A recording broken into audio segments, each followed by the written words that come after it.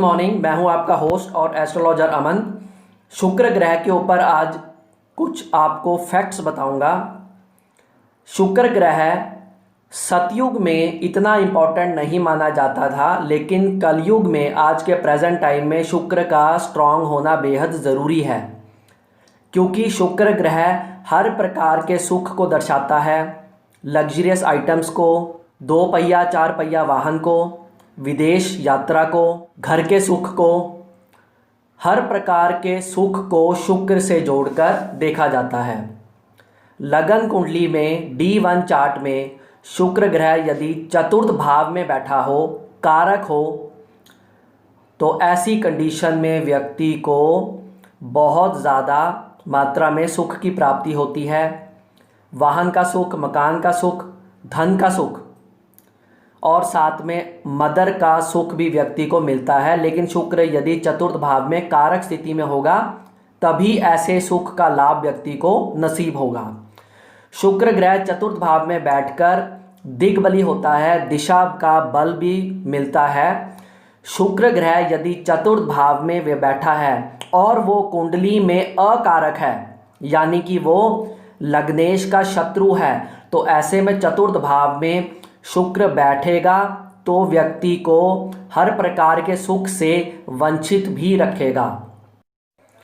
शुक्र ग्रह यदि सप्तम भाव में विराजमान हो तो हर लगन की कुंडली में सप्तमेश हमेशा लग्नेश का शत्रु होगा या सम होगा। सप्तमेश कभी भी लग्नेश का मित्र नहीं हो सकता, किसी भी लगन की कुंडली ही क्यों ना हो।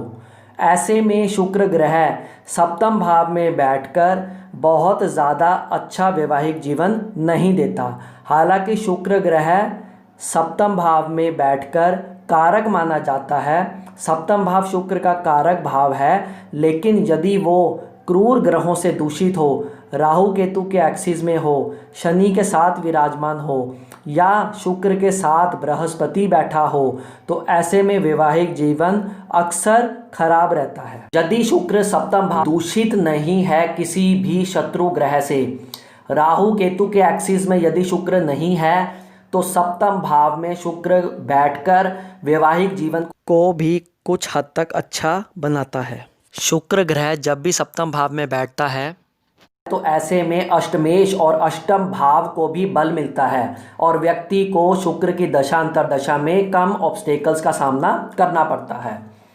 यदि लगन कुंडली में शुक्र ग्रह दशम भाव में 10th हाउस में बैठा हो और यदि वो कारक हो कुंडली के अकॉर्डिंग, यानी कि लग्नेश का मित्र हो, तो ऐसी सिचुएशन में व्यक्ति का रुझान या उसकी जॉब या बिजनेस या उसका जो काम है, जो कर्म है, वो किसी ऐसी चीज़ से रिलेट होता है जिसमें किसी लग्जरियस आइटम की इन्वॉल्वमेंट हो।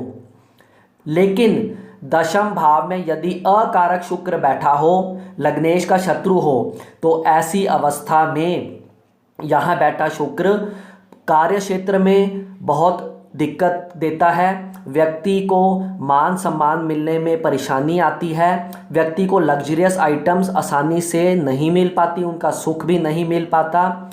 यहाँ पर दशम भाव में शुक्र दिग्बलहीन होता है, जिसे हम शून्य दिग्बल भी कहते हैं, क्योंकि चतुर्थ भाव में शुक्र दिग्बली होता है, लेकिन दशम भाव उसका बिल्कुल ऑपोजिट है, तो यहाँ पर उसको शून्य दिग्बल की प्राप्ति होती है। दशम भाव में यदि शुक्र बैठा है कारक होकर, लेकिन चतुर्थ भाव में या सप्तम भाव में या लगन में यदि शनि या सूर्य या मंगल बैठे हैं, तो ऐसे में दशम भाव में शुक्र बैठकर व्यक्ति को बहुत ज़्यादा तकलीफ़ें देता है। यदि शुक्र द्वादश भाव में बैठा हो, कारक हो, लग्नेश का मित्र हो, तो ऐसे में शुक्र द्वादश भाव में बैठकर जीवन का हर प्रकार का सुख देता है। चतुर्थ भाव में जो सुख मिलता है शुक्र के बैठने से, उससे भी ज़्यादा सुख व्यक्ति को द्वादश भाव में यदि कारक शुक्र बैठा हो तब नसीब होता है। शुक्र यहाँ पर यदि सौम्य राशि में बैठा हो, बुध की राशि में, चंद्रमा की राशि में या बृहस्पति की राशि में या अपनी स्वयं शुक्र की राशि में बैठा हो, तो ऐसा व्यक्ति पॉम्प एंड शो में बिलीव करता है। द्वादश भाव में यदि शुक्र अकारक है और इसी के साथ यदि लग्नेश कमज़ोर अवस्था में है तो ऐसे में मैरिड लाइफ कमज़ोर होती है। ऐसे में व्यक्ति को सुख साधन आसानी से नसीब नहीं हो पाता।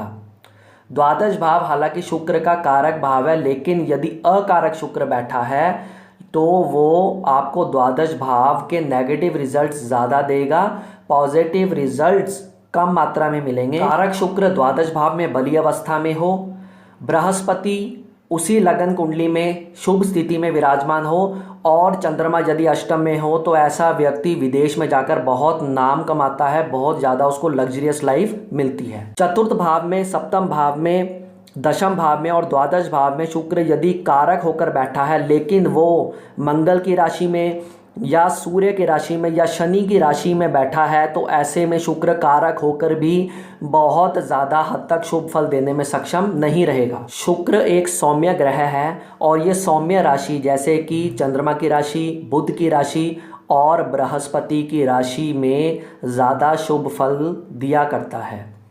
यदि आज की वीडियो इंटरेस्टिंग लगी हो तो लाइक अवश्य कीजिएगा और इस वीडियो को अपने फ्रेंड सर्कल में शेयर भी ज़रूर कीजिएगा। Thank you.